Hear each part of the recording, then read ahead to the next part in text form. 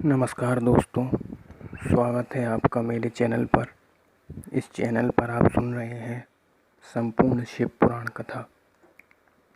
प्रस्तुत है आपका आज का दूसरा भाग, जिसमें हम सुनेंगे शिव पुराण के श्रवण की विधि और विद्येश्वर संहिता। तो प्रस्तुत है आज की कथा। शिव पुराण के श्रवण की विधि। शौनक जी के पूछने पर सूत जी शिव पुराण के श्रवण की विधि का वर्णन करते हुए कहते हैं, शिव पुराण को सुनने के प्रायः सभी अधिकारी हैं।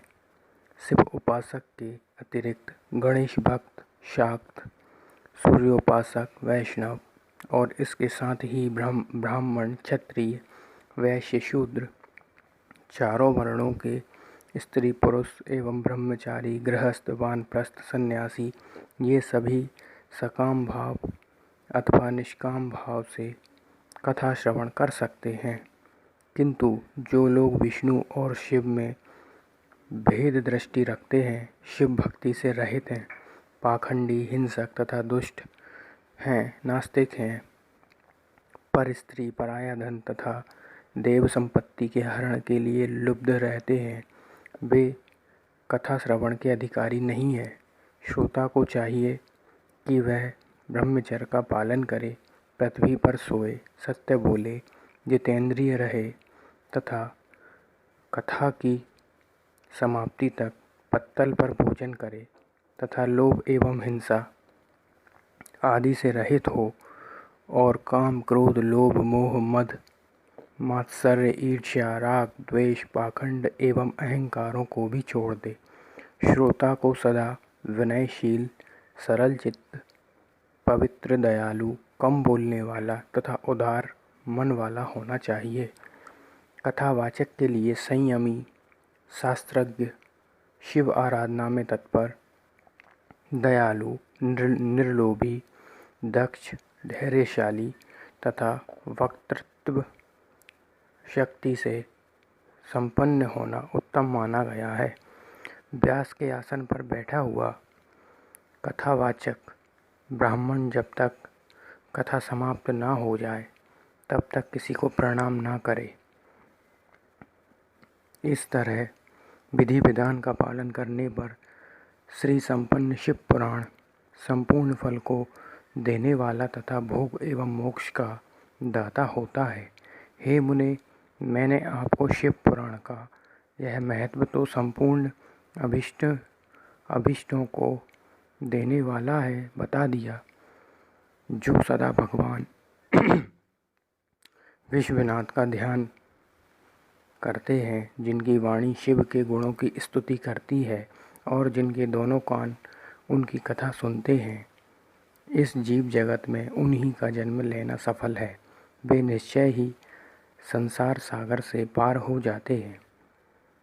विद्येश्वर संहिता। व्यास जी कहते हैं, जो धर्म का महान क्षेत्र है, जहाँ गंगा यमुना का संगम हुआ है, जो ब्रह्मलोक का मार्ग है, उस परम पुण्यमय प्रयाग में महात्मा मुनियों ने एक विशाल ज्ञान यज्ञ का आयोजन किया। उस ज्ञान यज्ञ का तथा मुनियों का दर्शन करने के लिए व्यास शिष्य महामुनि सूत जी वहाँ पधारे। वहाँ उपस्थित महात्माओं ने उनकी विधिवत स्तुति की और विनय पूर्वक उनसे निवेदन किया, हे सूत जी, इस समय हमें एक ही बात सुनने की इच्छा है। आपका अनुग्रह हो तो गोपनीय होने पर भी आप उस विषय का वर्णन करें।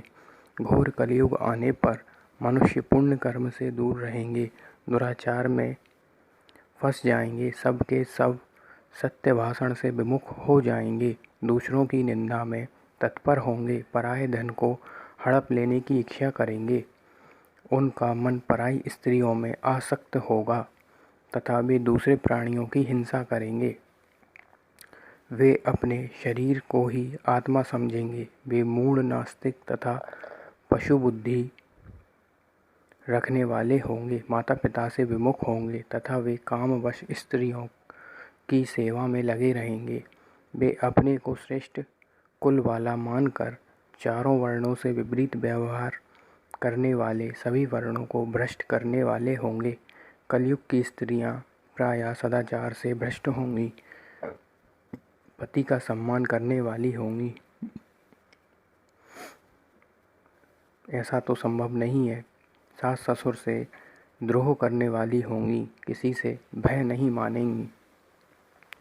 हे सूत जी, इस तरह जिनकी बुद्धि नष्ट हो गई है और जिन्होंने अपने धर्म का त्याग कर दिया है, ऐसे लोगों को इस लोक और परलोक में उत्तम गति कैसे प्राप्त होगी, इसी चिंता से हमारा मन सदा व्याकुल रहता है। सूत जी बोले, हे साधु महात्माओं, आप सबने तीनों लोकों का हित करने वाली अपनी अच्छी बात पूछी है। मैं इस विषय का वर्णन करता हूँ, आप लोग आनंद पूर्वक सुने।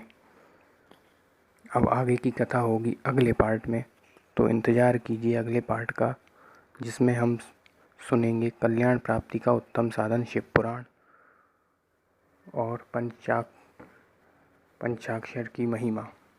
तो बने रहिए चैनल पर और सब्सक्राइब कीजिए, लाइक कीजिए, शेयर कीजिए। धन्यवाद।